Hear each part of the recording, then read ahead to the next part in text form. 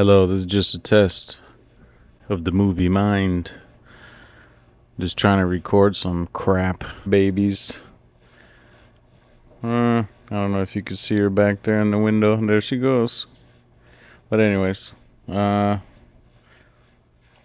just an update on movies and stuff I've been watching. No one cares, but this is just mostly for me. Just all of July and August, just kind of been writing like a movie journal, little notes and things, and I'll tell you my thoughts on stuff. Maybe some recommendations.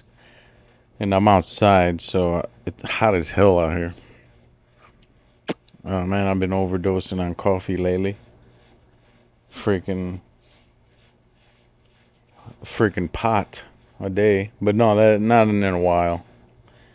But especially in the summertime. But I had to slow down on that. Watching the Ken Burns documentary, the Vietnam one from 2017. That's on Canopy, using the library resources. That one keeps me grounded, just watching what's going on. And then it's like parallel with what's going on now, and I'm not so depressed. But then I become more depressed, but then not so depressed, because it's like, it's not that bad, but it is. At least I wasn't in Vietnam. But I got 2 episodes left. The last episode was really brutal. Just showed how like the new kids were getting drafted. Like, it's almost like a new generation of kids because they were in the war so long, and these new kids that were getting drafted, they didn't want to be there. They didn't want to fight. They didn't have any sense of patriotism. So they just went over there, and that's when they got all like really fucked up, and they were like just shooting up villages and burning them and killing old people and kids and stuff. So great documentary, very sad, but really good for like the man mind, the just to put things in perspective and all that. Um so yeah, I don't go to the theater much. The Odyssey was like a highlight for me. Also, I catch shows, but very like rarely, and it's if someone recommends it to me or they say like, "Oh, check this out," then I'll just watch that right away, so I can like talk about it with my friends, and so I'm not a weird pariah. But DTF St. Louis, pretty good show. I liked it a lot. Great writing. It's kind of got like mature writing, but like very odd, very weird. In a sexual way, and the reason I say that is because I'm not on that level as those people on that show, but they it's very mature, and if the sexual stuff or even like things between like couples and and infidelity stuff like that, like real mature themes, and like people just being open with their sexuality and even understanding what they like, what they don't like, and what gets them going, and that's like their emphasis. Like, motherfuckers go golf, and then these guys, one of the guys, Jason Bateman, he just has like a thing going on, and that's kind of the theme throughout the show with the other guy, the big guy from the new Avengers. What's his name? And then he was Hellboy 2019. He's got a good mustache. But anyways, pretty good show. I finished that. That was 7 episodes too, so you're not like dragging along. You finished that shit in a week. It's fun to watch with the wife too. I watched it with my wifey. What else? Obsession. The obsession everyone has with this movie. It was good. I really enjoyed it. I was depressed afterwards. I mean, the movie's got like a good pace, and like you're just kind of wondering what's gonna happen, and just like, but you're cringing and almost like your teeth are grinding, and then the end comes, and you're just like, what? This is like, what? I don't know what the big deal is. I mean, I don't want to sound like a hater, but like people are treating this like something crazy, Sort of like Weapons too. Like Weapons was really good, but I really loved it too. But I think a lot of the newer generations of movie lovers should maybe invest in like uh, the history of horror and watching a lot of different horror movies. That way they can not be surprised when a movie does something like Obsession did, or even I haven't seen Backrooms, but I hear that one's even better, a little smarter on the smarter aspect. And deep cut horror fans kind of appreciate Backrooms. And then, it got spoiled for me, man. Like, even if you don't try to get stuff spoiled for you, like, you'll just log onto Reddit and there's a picture of something or there's a meme. So just watch yourselves online, guys. Don't even. And it's hard, too, because if you're subscribing to, like, movie, subreddits, or you subscribe to them on YouTube, even like a thumbnail will ruin it for you. So just watch yourselves.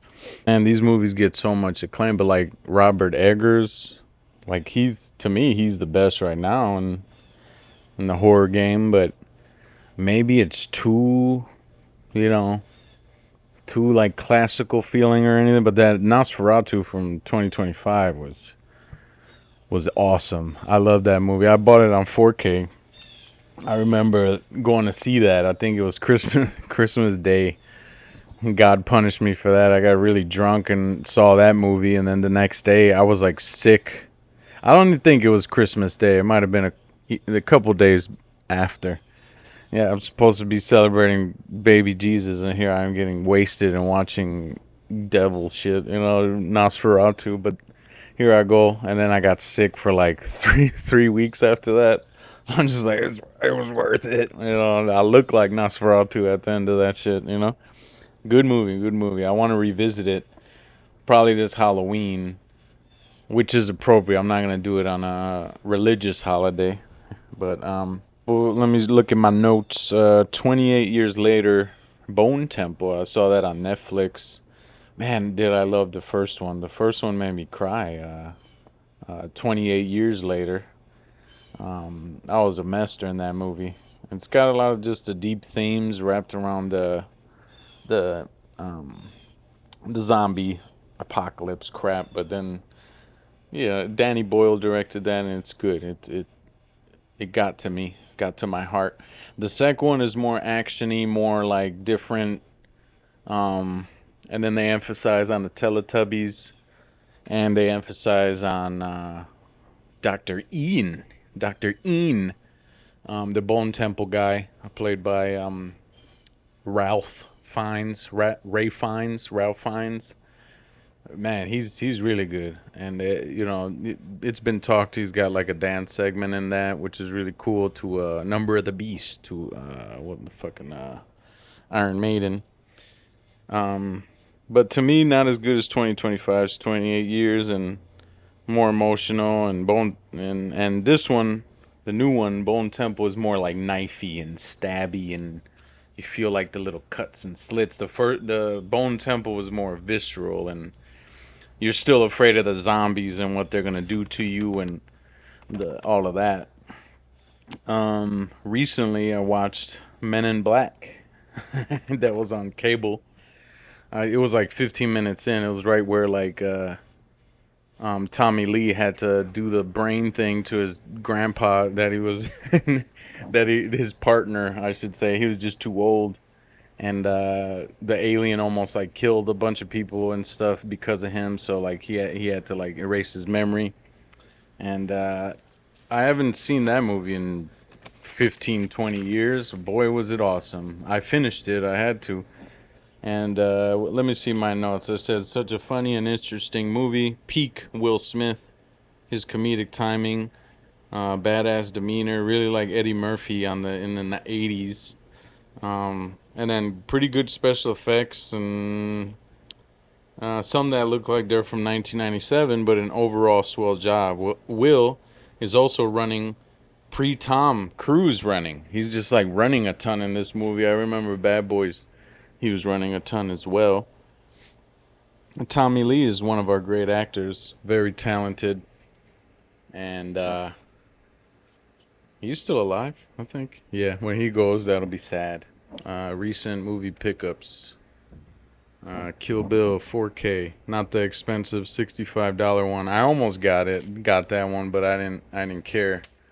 This is the Whole Bloody Affair, the Volume 1, Volume 2, that doesn't exist anymore. They just got it all in one. Even though I gotta get my fat ass to get this one out and put this two, because it's like a almost a 4 hour movie. So at the same, it's still kind of like Volume 1, Volume 2. I did go see it in the theater though, which was cool. They had like a whole, the full run of it. I don't remember if there was intermission. I don't think so. I stole this from my mom. West Side Story, the original, where all the Puerto Ricans fighting and stuff against the I don't remember Italians or whatever. I'm definitely due for a rewatch. I stole Delta Force 2 from my dad. I got the Delta Force 1, but that one's a little more depressing, and it's a little